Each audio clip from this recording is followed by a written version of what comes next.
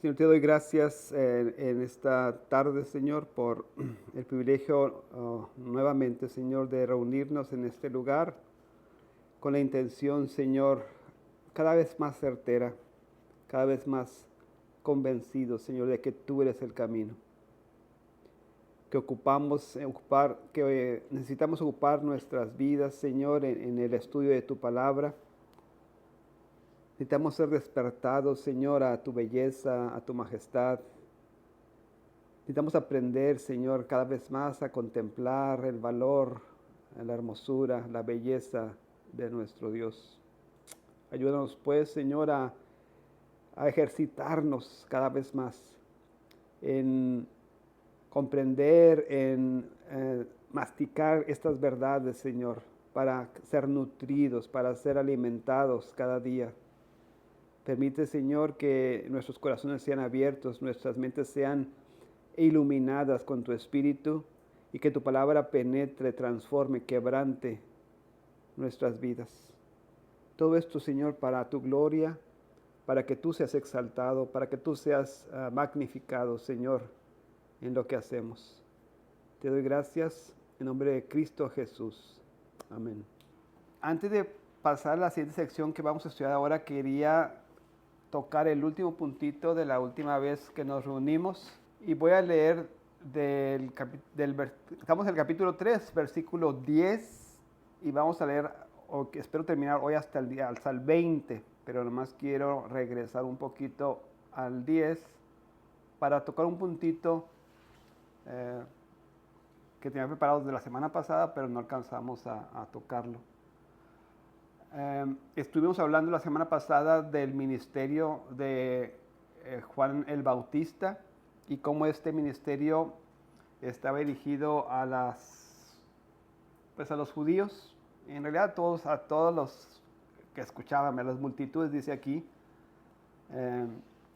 Y vimos el tipo de ministerio, ¿verdad?, que estábamos analizando, confrontativo de alguna manera, para despertar del sueño, ¿verdad?, de 400 años de no escuchar palabra de Dios, de no escuchar revelación. Juan el Bautista tiene un ministerio impactante. La Biblia lo reconoce a Juan el Bautista como el más grande de los profetas. El más grande hombre nacido de mujer, Juan el Bautista, ¿verdad? Entonces, no es cualquier cosa, estamos como que adentrándonos en los planes de Dios y cómo usa a las personas, específicamente ahorita Juan el Bautista, para sus grandes propósitos. Hablábamos del contexto histórico, del religioso, del político y cómo había ido decayendo y estaba corrompido, ¿verdad?, en la cuestión política, en la cuestión religiosa, y cómo Dios prepara pues todas esas circunstancias para que este hombre llamado por Dios, ungido por Dios, escogido por el Espíritu Santo, iba a preparar el camino para Dios, para Cristo, ¿verdad?, el Mesías esperado. Vamos a ver en ese contexto el versículo número 10. Bueno, lo voy a leer desde acá porque no está muy largo. Versículo 7. Por eso decía a las multitudes que acudían para que él los bautizara: camada de víboras, ¿quién os enseñó a huir de la ira que vendrá? Por tanto, dad frutos dignos de arrepentimiento. Y no comencéis a deciros a vosotros mismos: tenemos a Abraham por padre, porque os digo que Dios puede levantar hijos a Abraham de estas piedras. Y también el hacha está puesta a la raíz de los árboles, por tanto, todo árbol que no da buen fruto es cortado y echado al fuego. Es lo que estuvimos analizando la semana pasada. Y la autoridad, la fuerza, el mensaje penetrante que tenía Juan el Bautista. 10. Y las multitudes le preguntaban diciendo, después de haber sido impactadas, de haber sido conmovidas en sus sentimientos y contrastadas enfrentadas con su realidad: ¿qué pues haremos? 11. respondiendo él les decía, el que tiene 2 túnicas, comparta con el que no tiene. Y el que tiene que comer, haga lo mismo. 12. Y vinieron también unos recaudadores de impuestos para ser bautizados y le dijeron, Maestro, ¿qué haremos? Entonces él les respondió, no exijáis más de lo que se os ha ordenado. También algunos soldados le preguntaban, diciendo, ¿y nosotros qué haremos? Y él les dijo, a nadie exhortéis, extorsionéis, ni a nadie acuséis falsamente, y contentaos con vuestro salario. En estos 3-4 versículos estuvimos hablando la semana pasada del arrepentimiento, de lo que significaba arrepentimiento, que era reconocer nuestra situación, nuestro pecado, reconocer nuestros errores, estar de acuerdo con Dios que son pecaminosos, cambiar nuestra mente y en vez de alejarnos de Dios con el pecado, regresar al camino de Dios. Arrepentimiento es reconocer la falta, enmendar la falta y no volver a hacer esa falta. ¿No? Estamos todo este proceso que debe suceder en nuestras vidas. Pero a mí me llama la atención cómo ese arrepentimiento es específico para cada tipo de persona. Está hablando a la multitud y le dice, si tú tienes 2 túnicas, ¿qué haremos para hacer estos frutos dignos de arrepentimiento? Para demostrar, ¿verdad? Y él dice, pues si tienes 2 túnicas, regala una. El que tiene 2 túnicas, comparta con el que no tiene.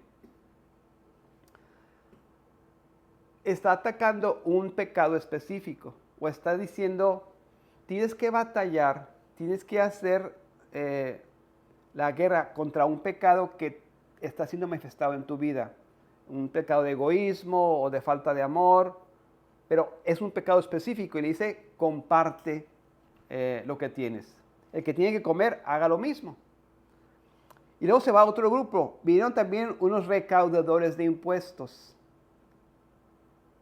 para ser bautizados y le dijeron, ¿qué haremos? A este grupo le responde diferente, ¿verdad? Entonces él les respondió, ¿qué les dijo? No les dijo, comparta la túnica. ¿Por qué? Porque este grupo de personas que estoy dirigiendo ahora tiene un tipo de pecado que afecta más a esa clase de personas. O sea, estos eran recaudadores de impuestos. Y la tentación más grande para este grupo de recaudadores de impuestos era pues, exigir más de lo que el gobierno les estaba pidiendo que exigieran. No sé si ven el patrón. Entonces él les respondió, no exijáis más de lo que se os ha ordenado. A lo mejor para ellos este es el pecado más frecuente que cometían. Al que estaban, al que naturalmente por su profesión, por su estatus, por lo que estaban haciendo, por lo que pensaban en todo el día, es lo que más les atacaba. Y luego hay otro grupo. También algunos soldados le preguntaron diciendo, ¿y nosotros qué haremos? Y a ellos les dijo otra cosa diferente. A los soldados les dijo, no extorsionéis a nadie, no abuses de tu poder, no abuses de la autoridad, no acuses falsamente y contentaos con vuestro salario. El punto aquí es que hay pecados específicos que afectan a Marian, que a lo mejor para Mario tienen más fuerza naturalmente para soportarlos, por el temperamento, por cómo fuimos educados, por circunstancias. Creo que yo comentaba el domingo pasado que para mí es fácil ser paciente. Se me da natural. dado por Dios, entiendo, pero ese es mi temperamento ya de por sí. Entonces, mi batalla no es contra la paciencia, ¿verdad? A lo mejor mi batalla es al revés, es el ser, el dilatar en mis decisiones, el ser más lento en tomar decisiones. Eso podría ser pecaminoso. Lo que quiero llegar es que Dios no quiere que seamos aquellos que señalan el pecado y que no veamos nuestro propio pecado. Hay cosas que nosotros mismos podemos soportar, tolerar, llevar en nuestras vidas naturalmente. Y a veces le decimos, ay, pues mira qué impaciente es, perdón usar los nombres, ¿verdad? Pero qué impaciente es Mario. Se me hace bien fácil decirlo, ¿no? Porque yo soy paciente de naturaleza. Pero no estoy viendo que mi pecado es uno al que no estoy atacando. No sé si me explico. Entonces, Juan el Bautista hizo eso. El punto aquí es que hay pecados que afectan a las personas que tienen mucho dinero. Hay pecados que afectan a las personas que tienen poco dinero. Dios quiere que estemos haciendo guerra contra el pecado, contra todo pecado. Y sobre todo contra los pecados que nosotros toleramos, que nosotros abrazamos, que nosotros, no sé, el soldado a lo mejor era bien común para ellos, pues extorsionar a las personas, ¿no? Esto, parte de su trabajo, parte de la expectativa que tenían otros soldados, era, esta es la forma en la que hacemos el trabajo. En el caso de los cobradores de impuestos, pues se esperaba, no sé si me explico, era natural en ellos. Y a lo mejor para ellos ni siquiera no era algo malo, no era algo pecaminoso, no era algo que eran, oh, pues ¿qué estoy haciendo mal? Y así nos pasa a nosotros también. Tendemos a minimizar, ¿verdad?, nuestros pecados y a maximizar el pecado que vemos en las otras personas. Juan el Bautista nos ayuda a entender que debemos hacer la guerra contra el pecado que nos afecta en lo individual y atacamos el pecado por el pecado mismo, porque es en contra de Dios, porque es algo que está en contra de, iba a decir de la ley de Dios, sí de la ley de Dios, pero en contra de, o sea, de ofender, hacemos ofensa contra Dios. Y es lo que tenemos que estar conscientes. Eso es lo que quería como un poquito reflexionar, porque nos es fácil a veces señalar a otras personas, pero tenemos que tener cuidado y estar trabajando en los pecados que son propios.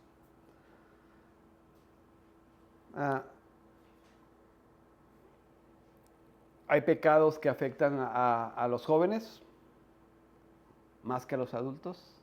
Hay pecados que afectan más a los casados que a los que están solteros.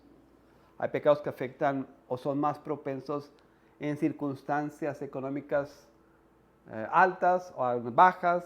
Entonces, tenemos que hacer la guerra contra el pecado que nos acecha y no tolerar, porque es parte de lo que hacemos, ¿no?, nosotros como jóvenes o como adultos o como casados o como solteros.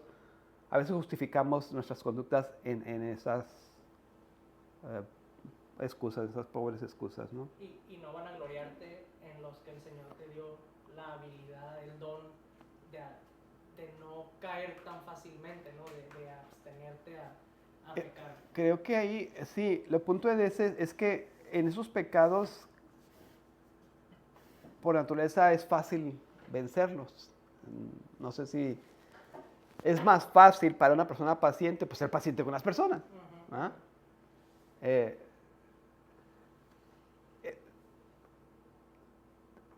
No estamos echando mano de la obra divina para vencer el pecado. Estamos venciendo el pecado en nuestra propia naturaleza, ¿verdad? Entonces, esa es la diferencia. Una glorifica a Dios y el otro, pues, y es común. Y a veces es inconsciente, yo no sé cómo. Y trataba de pensar, tratar de poner algo muy concreto, pero a veces la gente dice, pues fulano de tal es muy prudente. Pues sí, pero así es él. No es que el Señor lo ha transformado y lo ha llevado a comprender que su imprudencia es mala, sino que por naturaleza así es él. No que esté mal ser prudente, pero ya es así de por sí. Entonces, y a veces esa persona que es prudente no está batallando contra sus pensamientos, porque en general lo ven como una persona prudente. ¿Ah? Entonces, eso es lo que trataba de llevar un poquito más claridad ahí. Espero que sí funcione así. ¿Ah? Entonces, el mensaje de Juan fue a grupos específicos y les comentó, tienes que atacar el pecado que te está dominando a ti en lo específico. ¿Ah? Muy bien. 15.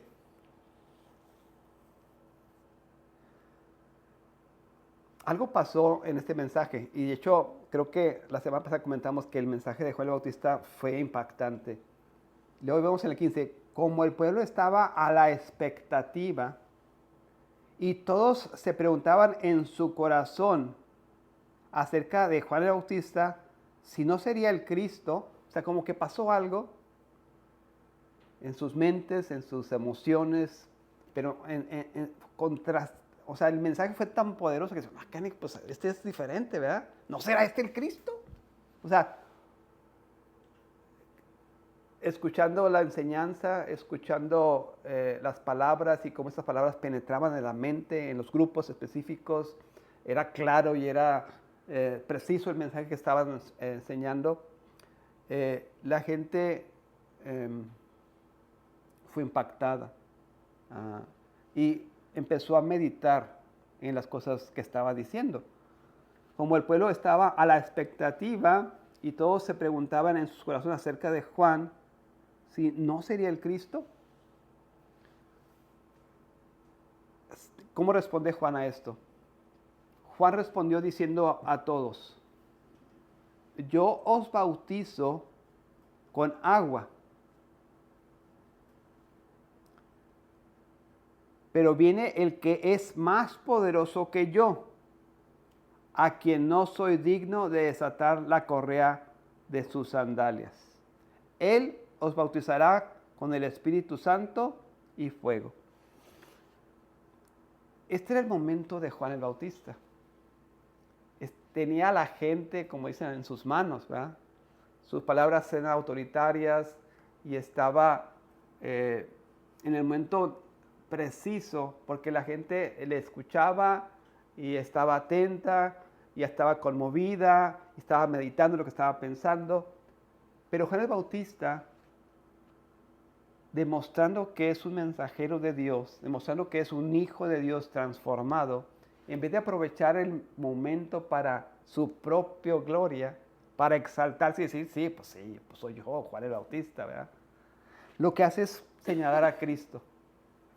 Y esa es como una de las características de los ministros, de los pastores, que honran a Dios y que nos dejan ver que la persona que nos está enseñando no tiene su propio beneficio en mente, sino que está exaltando la persona de Cristo. Lo está haciendo Juan el Bautista aquí. Dice, yo os bautizo, sí, con agua. Yo externamente, este símbolo lo puedo hacer, pero viene alguien que es más poderoso que yo, a quien no soy digno de desatar la correa de las sandalias. Y luego él, a diferencia de lo que él hace físicamente, bautizarlo con agua, dice, él, que es más poderoso que yo, os bautizará con el Espíritu Santo y fuego. ¿Qué está tratando de decir aquí? Pues según lo que yo entiendo es que Juan no era como tan trascendente en cuanto a un cambio desde adentro, ¿no? O sea, yo os bautizo con agua, ¿no? O sea, lo mío es como superficial, ¿no? Pero viene algo que va a transformar tu vida de verdad. Bueno, alguien. Sí, eso es el punto.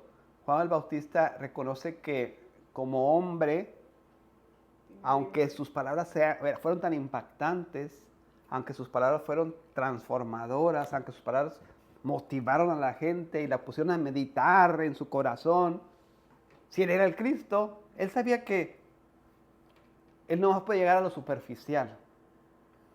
Y entiende que para ser salvo, que para ser transformado, tiene que venir otro, que es más poderoso que yo. A diferencia de mi ministerio, que es a nivel superficial, que son estas rituales externos que dan testimonio de tu confesión externa, va a venir una persona nueva, va a venir un mano más poderoso que yo, que va a transformar desde el interior. En este contexto, el bautismo con el Espíritu Santo es sinónimo de ser salvo, porque el Espíritu Santo viene y regenera a la persona. Lo que una persona puede hacer está limitado. Un maestro tiene la obligación de exaltar a Cristo, tiene la obligación de dirigir a las personas a Cristo, tiene la obligación de que sus palabras se exalten y magnifiquen la obra de Cristo, porque nosotros pues no podemos hacer otra cosa. Estamos limitados, ¿verdad? Nuestras palabras nunca van a transformar por sí solas a la persona. Nuestras palabras nunca van a quebrantar esa naturaleza pecaminosa y impartir una naturaleza regenerada. Tiene que ser el Espíritu Santo, tiene que ser Dios obrando en la persona para que sea transformada. Y es lo que está diciendo Juan el Bautista. Comprendía su limitación como hombre, como mensajero, sí de Dios, pero yo nomás puedo darte estas palabras, yo nomás te puedo bañar por fuera. Viene otro que te va a limpiar completamente en el interior. Juan era el que transmitía o que compartía el mensaje o el acto o la sombra del acto real que se tenía que dar, que solamente en este caso Dios a través del Espíritu Santo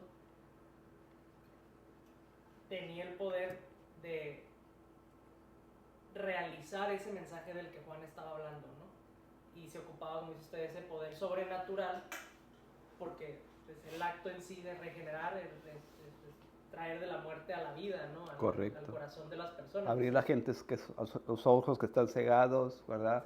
Corazón de piedra. Juan tenía la autoridad para hablar de las noticias y para hablar de lo que estaba por venir, pero no tenía el poder para ejecutar ese mensaje o esa acción de la que se estaba refiriendo. Eso es lo que está haciendo el contraste, ¿no? Ayúdame a leer esta nota, Marian. Este es el primer puntito que estábamos viendo. La sinceridad probada, la lucha contra el pecado personal. Juan no predicó arrepentimiento genérico, llamó a cada grupo a abandonar sus pecados específicos. A la multitud egoísta les mandó amar, a los publicanos dejar la extorsión, a los soldados contentarse con su salario, no para ganar el favor de Dios, sino para demostrar que su arrepentimiento era genuino. Este es el camino para probar nuestros corazones. No basta con condenar los pecados ajenos, hay que enfrentar los propios. Que los ricos abandonen los pecados de ricos, que los jóvenes abandonen los pecados de jóvenes, que cada uno mire dentro de sí y combata lo que más lo domina, porque ese es el primer paso hacia una sinceridad espiritual. Es lo que estuvimos diciendo, ¿no? Mario. El ministro fiel y el despertar del pensamiento espiritual. Cuando Juan el Bautista predicó, el pueblo estaba en expectativa, preguntándose todos en sus corazones si acaso Juan sería el Cristo. Esto es lo que estaba pasando. Y lo que podemos ver es que estaban siendo conmovidos. ¿Verdad? Estaban siendo, ¿qué amigo? Pues será. Y empezaron a pensar cosas que no habían pensado antes. Lucas 3:15. Su mensaje no solo movió emociones, sino que sacudió conciencias. no dejó a la multitud indiferente, los hizo pensar. Y ese es el primer punto. Cuando nosotros nos acercamos a una persona que nunca ha escuchado de Cristo y empezamos a compartir la palabra de Dios, empezamos a compartir el mensaje de Dios, uno de los primeros síntomas, por así decirlo, que hasta el Señor está obrando es ese pensamiento que nunca había, ni siquiera había contemplado el Evangelio, ni siquiera había empezado en Dios a ese nivel. Entonces empieza a despertar, ¿verdad? Su pensamiento, sus preguntas, sus dudas. Entonces, como que vamos por buen camino, ¿no? Pensar espiritualmente es una señal de despertar. La indiferencia es marca del alma en conversa. Es la diferencia cuando no te importa, ¿no? Uh-huh. Sí. La reflexión, aunque no es fe, pero sí es tierra fértil para que la fe brote. Y es bien importante eso.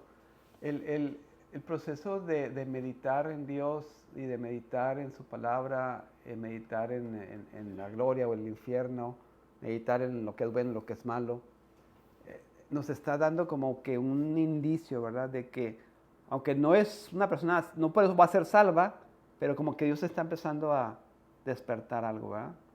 Esa es la intención. La doctrina de Cristo, el Evangelio y toda la verdad revelada no temen el examen honesto de la mente reflexiva. Sabemos que cuando el Evangelio inquieta la conciencia es una señal de que la luz está resplandeciendo. Sí,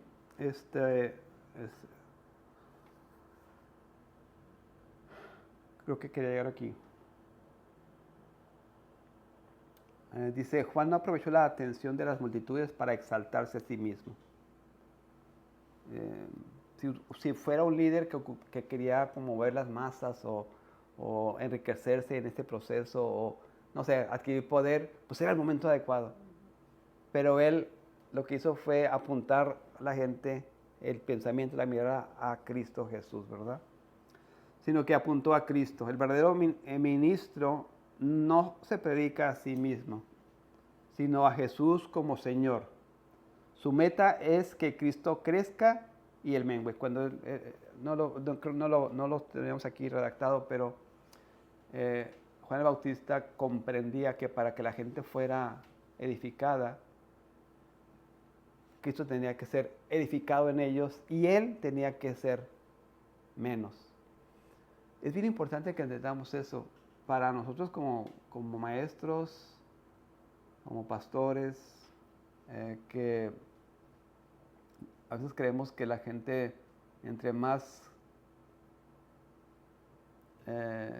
no sé, reconozca lo que somos, va a ser mejor en su vida. Pero lo que tenemos que hacer, y creo que lo hemos platicado muchas veces, es hacer nuestro esfuerzo para que la gente conozca de Cristo, para que la gente sea orientada hacia la grandeza de Cristo, hacia la belleza de Cristo.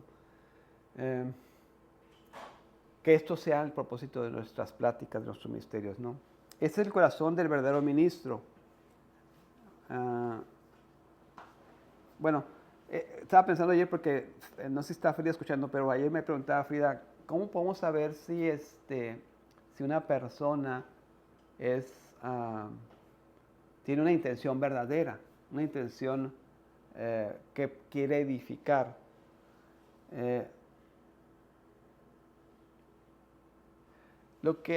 Una de las formas que podemos saber si esta persona tiene una buena intención es si después de su enseñanza, después de su predicación, después de lo que nos está tratando de comunicar, nos hace reflexionar más en Cristo Jesús. Nos hace pensar más en Dios. Si después de un mes de enseñanza, después de un año de enseñanza, puedo detectar que mi pensamiento ahora es mayor de enfocar en Cristo que lo que era antes, entonces eso valida la enseñanza del maestro, del pastor, ¿no? Porque nos está haciendo pensar y reflexionar en la grandeza de Cristo, en lo que Cristo es, en su belleza, Dios, todas estas cosas. Esta es una forma en la que podemos validar si la enseñanza que estamos recibiendo es de Dios, ¿no? El corazón del verdadero ministro es exaltar a Cristo, básicamente. Bien.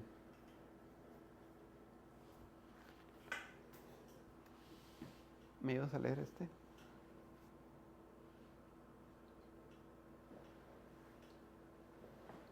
En este pasaje, Juan el Bautista nos muestra la diferencia esencial entre él, el más grande entre los nacidos de mujer, y el Señor Jesucristo. Juan dice, yo os bautizo en agua, pero Él os bautizará en Espíritu Santo. Juan traza una línea clara entre lo que el hombre puede hacer y lo que solo Dios puede hacer. Lo que estábamos tratando de reflexionar ahorita, ¿no? El hombre más grande, reconocido por la Biblia, no puede hacer, no se acerca a lo que Dios puede hacer. La persona que tenía el mensaje de Dios, que tenía la palabra de Dios, que tenía este mensaje que era para, para inaugurar el camino de Cristo Jesús, él reconoce que no tiene el poder. Él reconoce que no tiene nada especial, sino que es simplemente un vocero del mensaje de Dios. Y solamente Dios es el que puede transformar a las personas. ¿Sí? El ministro fiel puede administrar las ordenanzas externas. Puede predicar con fidelidad, bautizar con agua, distribuir el pan y el vino, pero no puede tocar el corazón. No puede regenerar el alma. No puede hacer que el evangelio penetre en la conciencia. No puede dar vida espiritual. El hombre llega hasta la superficie. Solo Cristo puede llegar al centro.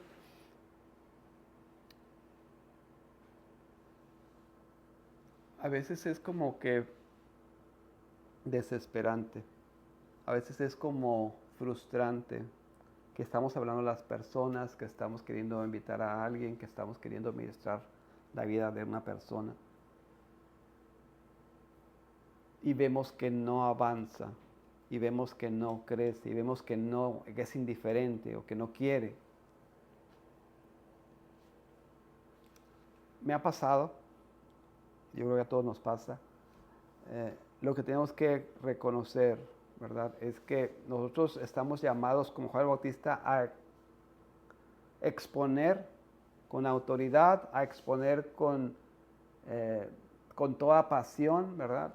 El mensaje de Dios, las noticias de Dios, y confiamos, ¿verdad? Que Dios es el que transforma a las personas, que Dios es el que llama, que Dios es el que regenera, que Dios es el que transforma. Porque podemos caer en problemas, sobre todo, no sé, el papá que quiere enseñar a su hijo, ¿verdad? El papá que quiere enseñar al bebé o al niño pequeño a seguir a Cristo.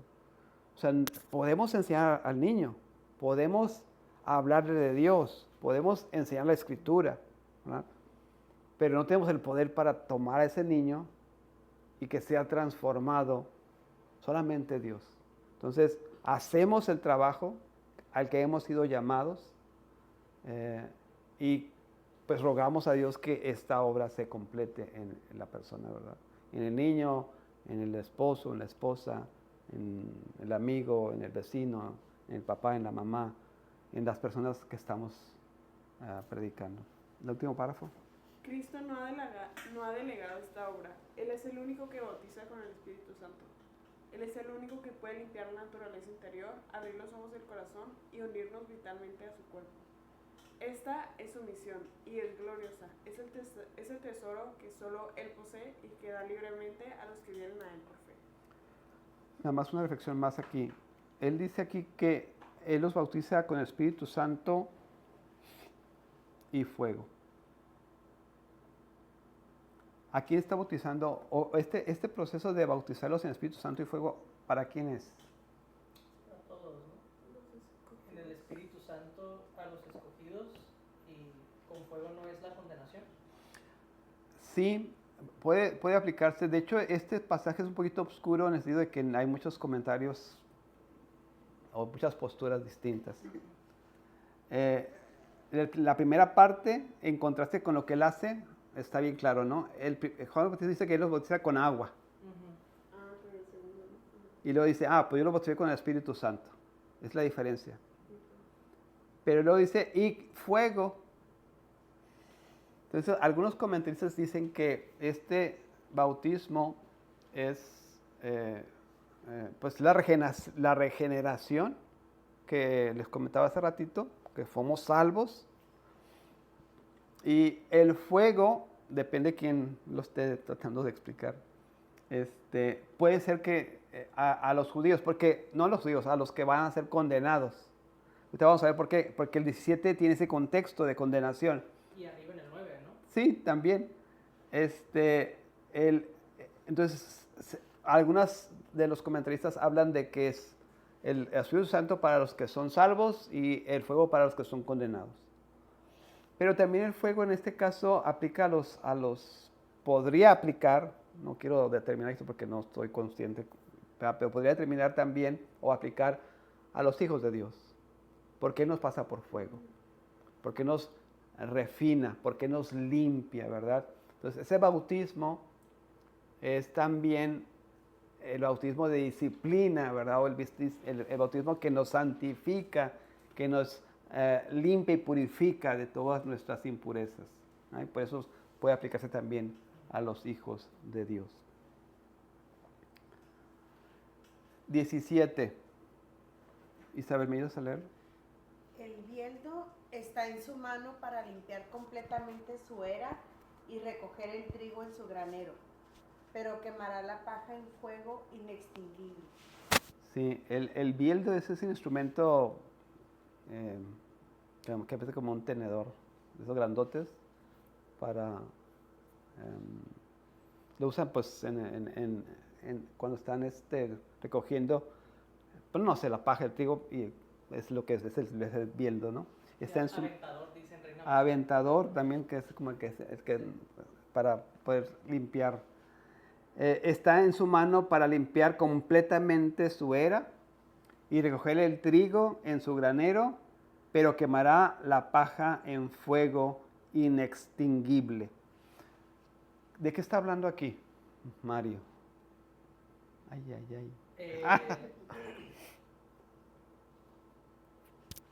Habla del lago de fuego, ¿no? Al final de la era, de los tiempos. Este no será de tiempo, ese es como el lote. No, yo hablo de donde fue inextinguible. O sea, que sí. la condenación de los condenados van a irse a ese lugar de crujir de dientes, de agonía, de sufrimiento, de clamor, todo, que es fuego, sí, pero pues no es como que a los 1000 años se va a apagar todo, ¿no? Uh-huh. Y en la parte de arriba, cuando habla el bieldo está en su mano para limpiar completamente su era, él es el que tiene ese poder de pues, hacer la distinción, ¿no? De separar, correcto. Ese es el punto finalmente de esto. Uh-huh. Actualmente en nuestra iglesia, en la familia, en los grupos de personas,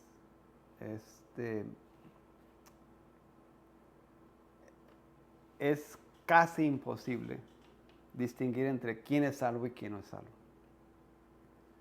O sea, el trigo y la cizaña, el trigo o sea, el que es de Dios y el que no es de Dios, en la iglesia, pues tenemos a lo mejor 100 personas y sería extremadamente difícil creer que las 100 personas, ¿verdad?, son salvas. Pero no lo podemos distinguir. O sea, no tenemos la capacidad, el discernimiento, el conocimiento del corazón de las personas para decir, esta profesión que está haciendo no es verdadera, sino que pertenecen a la iglesia visible, pero probablemente no están en el cuerpo de Cristo. Y el único que puede separar finalmente, eso es como que una profecía de lo que viene al final de los tiempos, cuando llegue el juicio final y sean separados, ¿verdad?, los que son salvos y los que no son salvos. Eso es lo que está diciendo.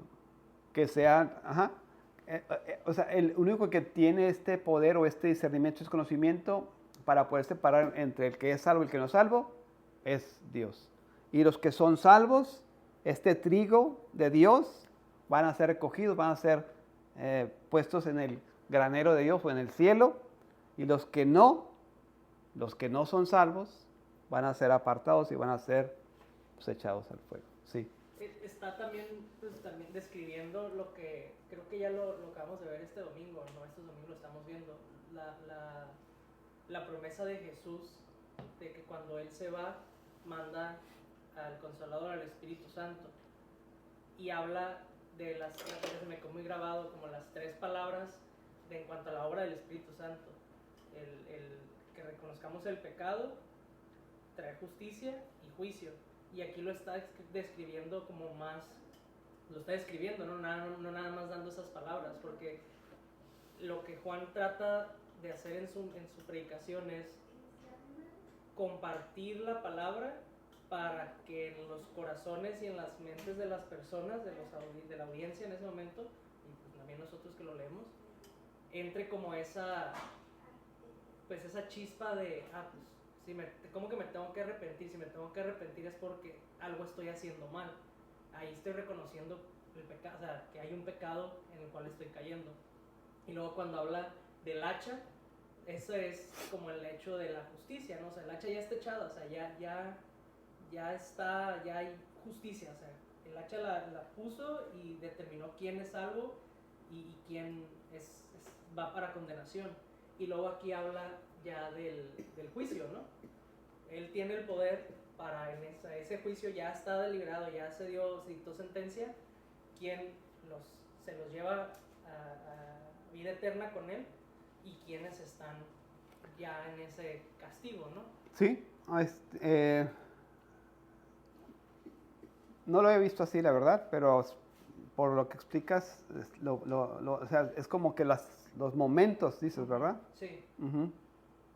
Sí, porque aquí busqué el versículo, no me lo sé de memoria, ¿no? Pero en Juan 16:8, pues habla de la obra del Espíritu Santo, ¿no? Que es traer a pecado, o sea, reconocimiento del pecado, justicia y el juicio, es lo que va a traer el Espíritu Al Santo. final, sí. Entonces, ahí Jesús lo explica así con esas 3 palabras, pero aquí, pues,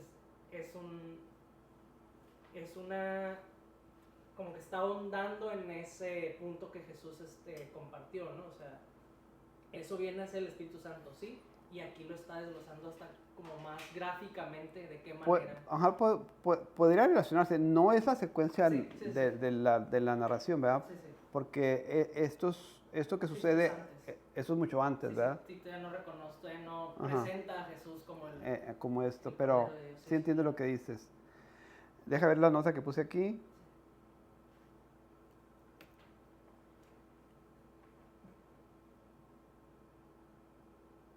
Es lo que estábamos diciendo, ¿no? Juan el Bautista, con el lenguaje figurado, pero profundamente verdadero, nos habla de lo que Cristo hará en la segunda venida. Limpiará su era, recogerá el trigo en su granero y quemará la paja en fuego que nunca se apagará. Esta es la visión profética del juicio final, del día en que el Señor purificará su iglesia visible y separará para siempre a los suyos de los que nunca le pertenecieron. Hoy la iglesia visible es un campo pues mixto. Trigo y paja crecen juntos, santos e impíos se sientan lado a lado. La falsa profesión puede parecer auténtica. La gracia puede ser tan tenue que apenas se distingue. Y ningún hombre tiene el poder de separar con precisión, pero Cristo sí. Y Él lo hará, ¿verdad? Es lo que estamos tratando de explicar.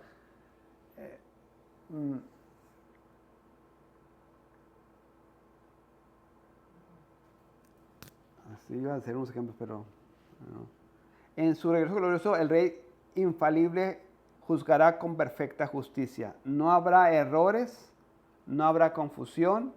El trigo, los verdaderos creyentes serán recogidos en su granero, en el lugar de seguridad y gozo eterno. La paja, los que profesaron sin poseer, o sea, los que a lo mejor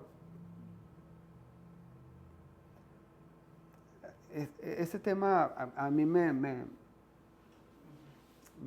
apasiona porque la gente puede pensar que perteneciendo a este grupo de personas o perteneciendo a la iglesia, esto me garantiza mi entrada al cielo. A veces confiamos en nuestra relación, ¿verdad?, con los hermanos, pero la única forma es que que nuestra profesión de Cristo sea genuina, sea verdadera, ¿verdad? No es por otro motivo.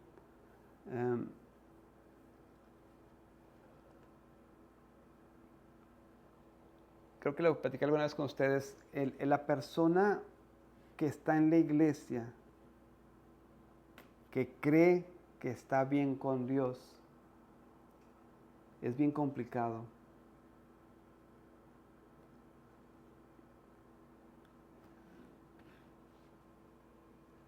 Es complicado que busque este arrepentimiento genuino, que busque este proceso de dependencia con Dios.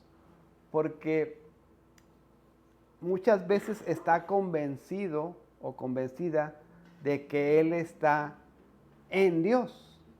Entonces, necesitamos como confrontar a esas personas y que entiendan que tenemos que autoexaminar y ser sinceros, ¿verdad?, con nosotros mismos de las motivaciones por las que estamos en la iglesia, las motivaciones por las que buscamos ese compañerismo, las motivaciones por las que me siento y escucho la predicación o la enseñanza, porque nada de eso por sí solo nos va a ayudar al final, sino que lo estemos haciendo porque Cristo es lo más importante para nosotros, porque Dios es lo más importante para nosotros.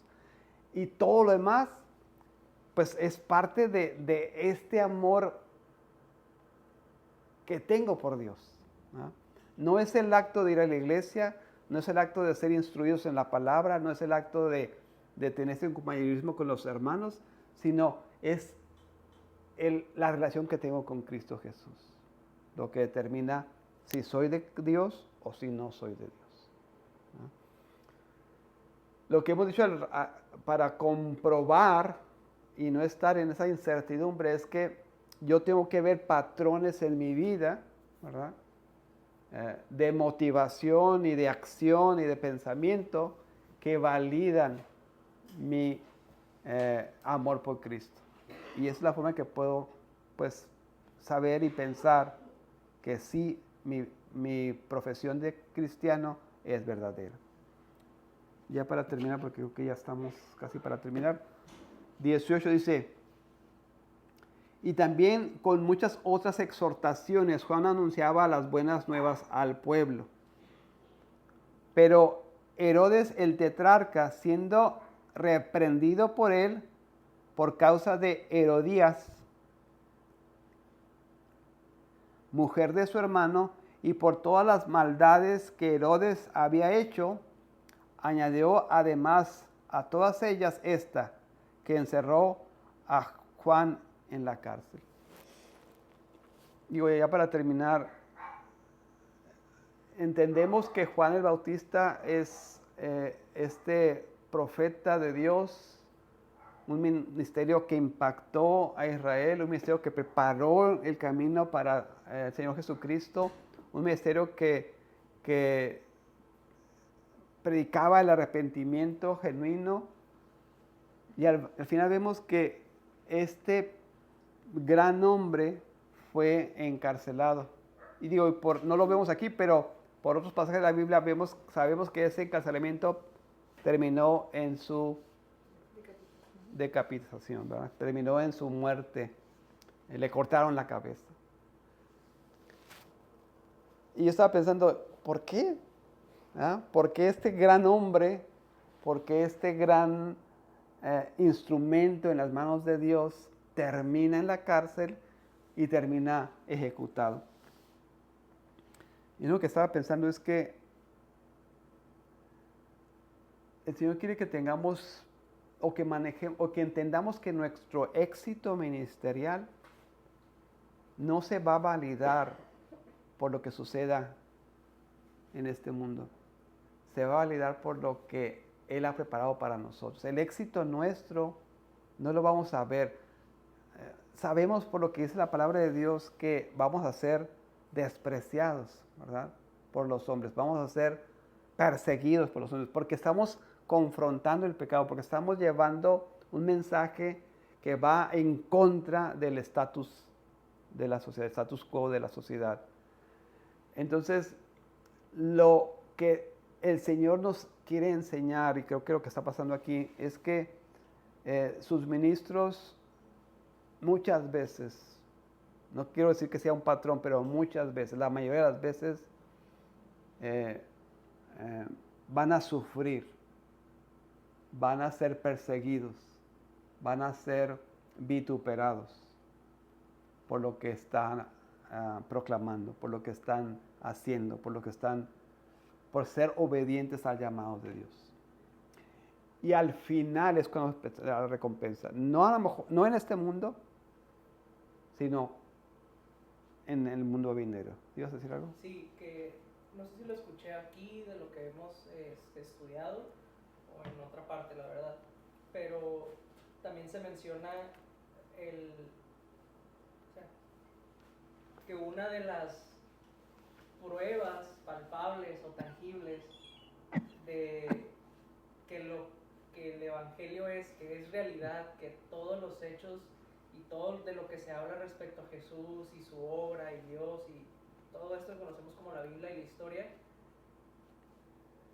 la realidad que vivieron todas estas personas por todo lo que atravesaron y cómo murieron, es también como una validación más que nosotros podemos tener de por qué tantas personas entregaron su vida a tal grado por algo que no existió, por algo que no fue verdadero, por alguien que nunca estuvo en este mundo, ni fue lo que dijo ser en este mundo. Entonces que también es algo que nos tiene que, pues a nosotros reconfortar, ¿no? En que tantas personas a lo largo de tantos años han estado dispuestos a dar su vida, o sea, su vida y hasta su muerte, y en qué manera mueren, y nunca, al menos en el final, en esos momentos finales, pues nunca flaquearon en cuanto a su fe y en cuanto a su esperanza y en cuanto a su misión, ¿no? Al contrario, en esos momentos es cuando más evidencia hay de su entrega, ¿no? Por Dios, por el Evangelio y por la obra en este mundo. Sí, y creo que eso es bien importante. Por eso es tan recomendable en nuestra devoción, en nuestra práctica de lectura, de leer esas vidas de personas, ¿no? Esos mártires que han dado su vida. A mí me es impresionante, no sé, ver, los pastores modernos, claro. Yo veo la vida de MacArthur, la vida de, no sé, de Piper o los que yo escucho, hombres que han entregado su vida, o sea, han gastado su vida, por decirlo de alguna manera, en este propósito, en esta misión. A lo mejor no martirizados al final, pero sí invertida toda su energía, toda su pasión, todo su ser en este ministerio, en este propósito. Y te reconforta, claro. O sea, puedes entender que esto no es algo, una locura individual, sino es algo que impacta a la humanidad, que ha impactado la historia de generaciones, de ciudades, de países, de continentes, y seguirá impactando, ¿verdad? Valida, como dice Mario, la veracidad del mensaje, valida lo impactante y lo transformador que es la palabra de Dios. Que esos eventos históricos que sucedieron son validados por el testimonio de estas vidas entregadas, de estas vidas martirizadas, ¿verdad? Como evidencia de que entienden que hay algo más grande, entienden que hay algo mejor, entienden que hay algo que vale la pena, que trasciende a su vida propia, trasciende a su tiempo, trasciende a lo que ellos perciben en su realidad palpable. Esto es lo que es importante, ¿verdad? Juan el Bautista entendía y está pues en esta historia que nos narra Lucas, es para que entendamos que deberíamos colocar nuestra mirada no solamente, sí en el proceso, ¿verdad? En el proceso a que estemos llamados, pero entender que vamos a atravesar por muchas situaciones. En nuestras vidas como personas en Cristo, en nuestras vidas como ministros de Cristo, en nuestra vida como cristianos, vamos a atravesar por muchas circunstancias complicadas, difíciles, de persecución, posiblemente de muerte, pero aún así vale la pena. Porque Dios es más grande que todo esto. Porque sabemos que Dios va a recompensar nuestro esfuerzo, va a recompensar nuestras lágrimas, va a recompensar la sangre derramada y va a compensar pues toda esta no sé, muerte por el Evangelio. ¿Verdad? Vamos a leer este último y ya con eso terminamos.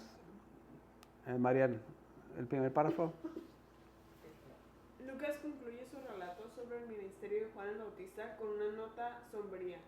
Herodes lo encerró en prisión. Y sabemos por otros pasajes que esta prisión terminó en decapitación.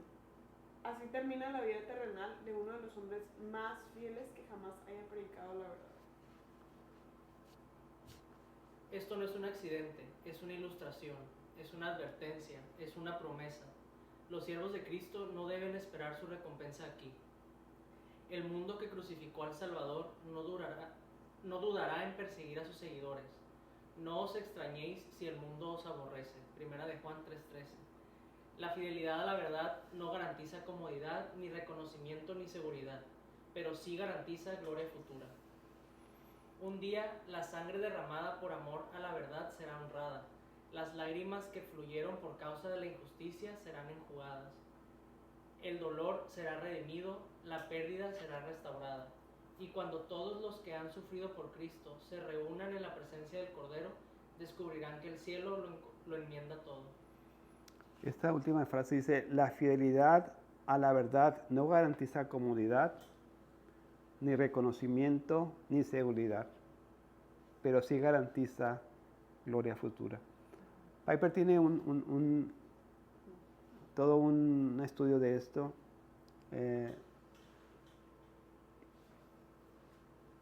¿Qué hace que estos hombres puedan entregar su vida? A veces estamos tan distantes, ¿verdad? Y decían, pues sí, en dado caso yo daría mi vida. Pero ya estás viviendo ahí, ¿verdad? ¿Qué hace que estos hombres, mujeres, cantando, ¿verdad? Alabando a Dios, puedan resistir el martirio? Pues pura gracia del Señor. O sea, aparte de la certeza de lo que... Eso, creo que es eso, la certeza. Digo, es la gracia de Dios, pero hay certeza en ellos. Han contemplado la gloria de Dios. Han entendido de lo que están hablando. Han asimilado, o sea, el conocimiento de Dios está tan penetrado en su mente, en su corazón, en su vida, que no hay nada mejor. No hay por qué temer, no hay por qué dudar, no hay por qué tener como... ¿cómo se dice? Ansiedad, dudas o ¿será o no será? No, o sea, el conocimiento en la mente de estas personas es tan claro, es tan evidente, es tan racional, ha sido tan interiorizado, que con toda paz que con toda tranquilidad, que con toda certeza pueden enfrentar las dificultades, la escasez, los martirios, ¿verdad? Y hasta la muerte misma. Y Piper dice que Dios es glorificado porque estas personas se gozan, ¿verdad?, en Dios. Dios es más glorificado cuando nos gozamos en lo que Él es, independientemente de todo lo que estamos viviendo y sufriendo. Nuestras vidas glorifican a Dios porque Él es nuestro tesoro, porque Él es nuestra razón de vida, nuestra razón de existir, nuestra razón de morir. Esto es que glorifica a Dios, ¿verdad? Juan el Bautista pues es un ejemplo claro de eso, como pues muchos de los grandes hombres de la Biblia y grandes misioneros o grandes predicadores que a través de la historia han sido pues perseguidos, martirizados y muertos. Vamos a pedir al Señor que ese conocimiento de Dios sea en nosotros, que podamos vivir en esa certeza. Qué increíble, ¿verdad? Qué fabuloso. Que podamos vivir en la certeza que Dios es real, que Dios tiene control, que Dios es absoluto, que es soberano, que tiene control de mi vida y de los acontecimientos que llegan a ella, que estoy en paz,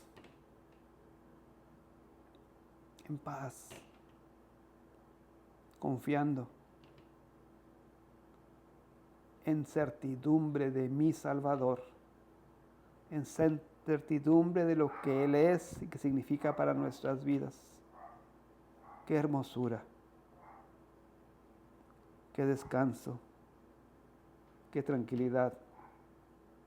Poder decir que tú eres nuestro Dios, nuestro Salvador, quien nos sustenta. Por ti vivimos, Señor, por ti morimos. Permite que nuestro corazón te glorifique en toda circunstancia, que podamos comprender lo pequeño de nuestras vidas, Señor, y lo grande, lo glorioso que tienes preparado para nosotros.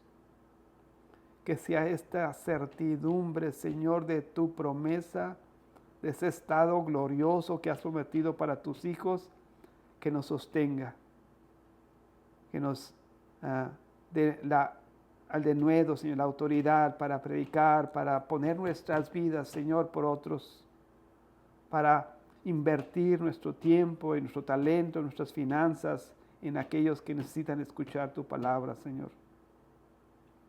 Usa pues nuestras mentes, usa nuestra vida, Señor, para que tu nombre sea exaltado, para que tu nombre sea glorificado, para que podamos ser luz, Señor, en medio de la oscuridad. Te lo ruego, Señor, en nombre de Cristo Jesús. Amén. Amén.